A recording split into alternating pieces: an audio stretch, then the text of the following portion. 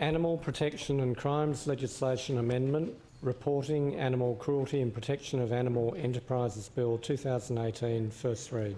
The Honourable Robert Borsak. I move that this bill be now read a second time. It gives me great pleasure to introduce the Animal Protection and Crimes Legislation Amendment, Reporting Animal Cruelty and Protection of Animal Enterprises Bill 2018. I believe such a bill is long overdue. The community has no tolerance for malicious cruelty directed at animals. Equally, the community has no tolerance towards acts of threats, vandalism, harassment and intimidation of others. The object of the bill is designed to minimise unnecessary delays in reporting of malicious cruelty to animals. When there is a delay in reporting of such events, there are serious implications for the animals involved, as well as the risk of significant threats to animal enterprise industries. The bill's first priority is to ensure that animals are protected against further unnecessary cruelty caused by a delay in reporting.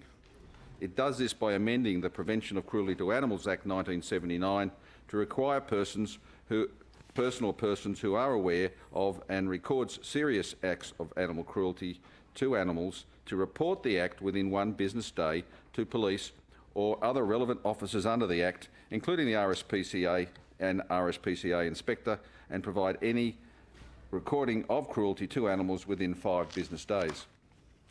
The bill would also prevent illegal interference in the lawful operation of animal enterprises by amending the Crimes Act 1900 to create an offence for destroying or damaging property used in connection with lawful animal enterprises or with the intention of interfering with the carrying on of the enterprise, as well as engaging in conduct involving threats, vandalism, damage to property, trespass, harassment or intimidation against or in relation to persons who are carrying on or connected with a lawful animal enterprise. The bill provides for the following. Schedule 1 amends the Prevention of Cruelty to Animals Act 1979, requiring a person to report serious animal cruelty after recording it. If a person knowingly records an act involving an animal being injured or killed, and the person knows or ought to reasonably have known the act was committed with the intention of inflicting unnecessary pain on the animal, then there can be no justification for that person not to report the act to an officer within 1 business day after recording the act, and to provide the recording or a copy of the recording to an officer within 5 business days. Failure to do so would attract a penalty, and as far as I'm concerned, they are then equally complicit in the act of animal cruelty after this period. If their true intention is to protect against animal cruelty, there can be no delay in alerting the appropriate authorities. Schedule 2 amends the Crimes Act 1900, which criminalises destruction and damage to lawful animal enterprises. This would ensure lawful animal enterprises, and particularly farmers, are protected from intentional acts of interference, including threats, vandalism, damage to property, trespass, harassment or intimidation against the people working in this industry. The bill confirms commonly accepted definitions of animal enterprise: economic damage, serious bodily injury and substantial bodily injury in the context of protection of these animal enterprises. We protect ourselves against such threats and harassments in the halls of Parliament, so the Shooters, Fishers and Farmers Party believe it is only fair and just that a lawful animal enterprise, an industry which literally feeds us and injects thousands of millions into our New South Wales economy, is equally protected. This bill should be supported by those who campaign for animal welfare and who seek to expose gross animal cruelty. If their true intention is to uncover this said cruelty and wrongdoing, they should have no problem with reporting and handing the evidence over in such circumstances. The bill is not designed to limit the lawful conduct of any person engaged in peaceful picketing or who is acting in good faith in an industrial matter. We do not deny nor are ignorant to the existence of animal cruelty and misconduct.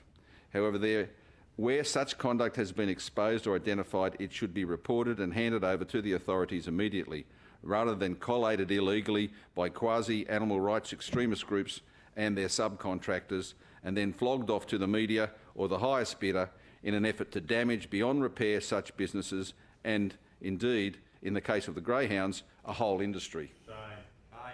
Lawful animal enterprises and farmers deserve the security and backing of government, knowing they can carry on with what they do best, putting food on our plates and clothes on our back. Sadly, the law in this state has been found to be lagging when it comes to affording lawful animal enterprises and farmers the security and peace of mind to conduct their businesses free of unwarranted trespass and attacks. Sadly, I suspect that many of these attacks are not driven by a conviction to protect animals, but rather for the sole purpose of sending these businesses broke and breaking all connection of humans and animals with animals. Equally, the law has been soft on prosecuting those who intentionally threaten, abuse or trespass onto lawful animal enterprises. The people who do this are criminals and thugs and should be treated as such. Whether it is an animal enterprise or a farmer, they do not have the time or resources to defend their industry and educate decision makers on the realities of animal production, for the simple reason that they are busy working and carrying on their lawful businesses. Meanwhile, the animal rights extremists groups and other professional protesters who have all the time in the world continue to campaign and seek to destroy industries they deem inappropriate. They are well funded and organised from the inner city enclaves of Sydney and Melbourne, and a long way from these animal enterprises and farmers in regional Australia. It speaks volumes of the disconnection between city and country, consumer and farmer, worker and non-worker. We have lost the appreciation and respect that is deserving for farmers. The need for such protection has never been more relevant or necessary. Animal industries are being bullied and attacked on almost a daily basis. The law-abiding greyhound racing industry was subject to this on an unprecedented scale, and regrettably aided by the Baird government, which nearly shut down the whole industry in New South Wales and have yet to prove that they do truly support a growing, vibrant, profitable and ethical industry. In the same regard, those trainers and breeders who were doing the wrong thing could have been prosecuted sooner. The practice of sheep mulesing, piggeries, caged hen egg farming are just some of the lawful practices that are being unjustly targeted and attacked by animal rights groups. I believe that we are in a lockstep with the Christian Democratic Party, the Nationals on this issue, and I implore the Nationals to lobby their Liberal colleagues to have this important bill passed as soon as possible.